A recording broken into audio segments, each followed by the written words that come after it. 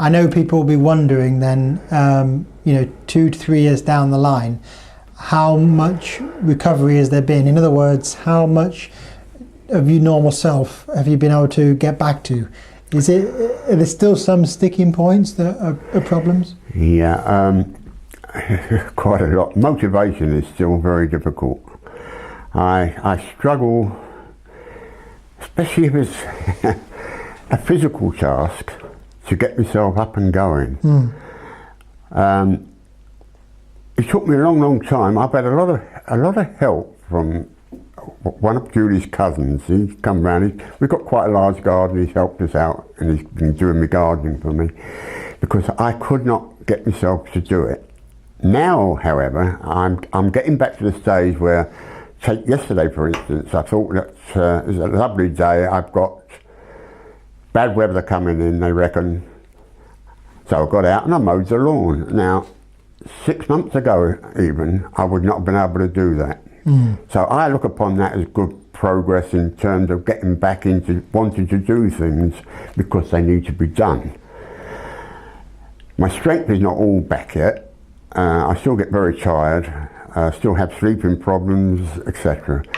But in general terms, I would say I'm 3/4 of the way back, if I can put a figure there. Can you measure this using your golf interest?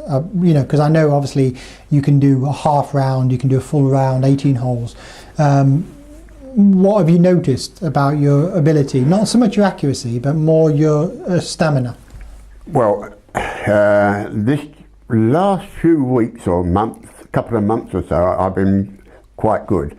I can do the 18 holes now quite comfortably and not feel tired afterwards. Prior to that, doing 18 holes was a bit of a strain. The amount, I can't hit a ball as far as I used to.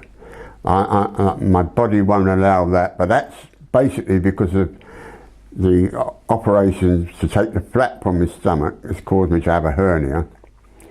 So I know why there's a restriction in what I can do in them terms. But in general terms, I'm able to do most things if I'm allowed to. Now, because Julie is very protective and she tends to mollycoddle me a little bit, which I love. Don't get me wrong, if I don't have to do a thing, I won't do it. Well, you've raised an interesting point there, which is what is the best reaction of family and friends, particularly close family? Should they protect the other person and allow the other person not to do things that they otherwise perhaps could do? Or should they say, come on, this is an area that you could probably manage. Why don't you have a go at it? Well, I think there are a couple of ways of looking at that. I mean, providing you've got a partner, be it a wife or a husband, boyfriend, girlfriend, or whatever, who really cares about you, there's a lot of things that they do that benefit you. I have to laugh because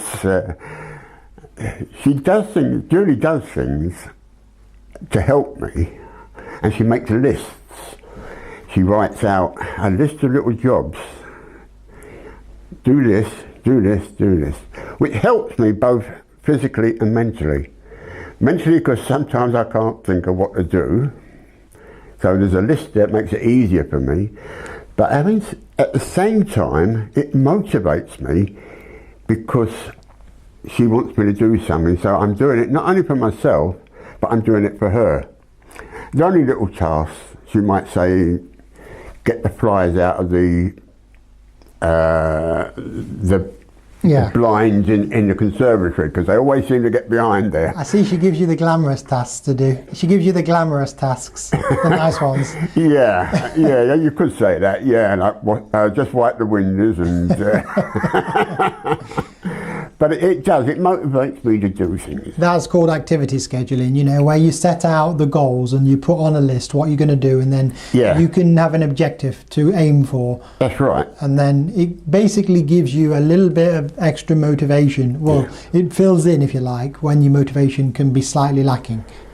Yeah. And that can be very helpful. Oh, it is. And people should know they can do that themselves by writing their own task list for the upcoming week. Yeah.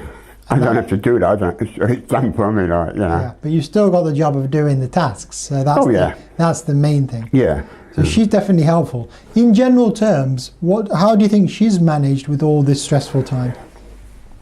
Well, Julie keeps a full-time job, and I believe it does affect her life greatly. She never stops worrying.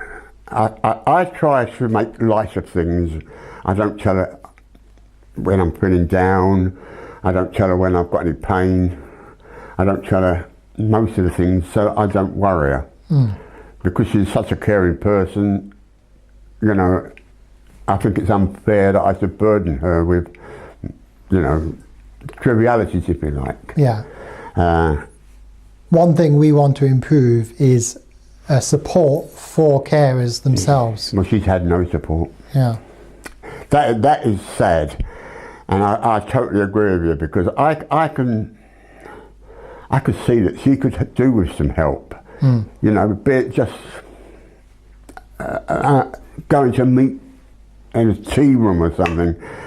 But you know, but she devotes her time to me. She doesn't even think about herself, and that is sad, because I'm sure that she's not on her own. I'm sure that other partners and friends are suffering with other patients because they're not getting that support that should be there, which isn't now. Agreed, agreed.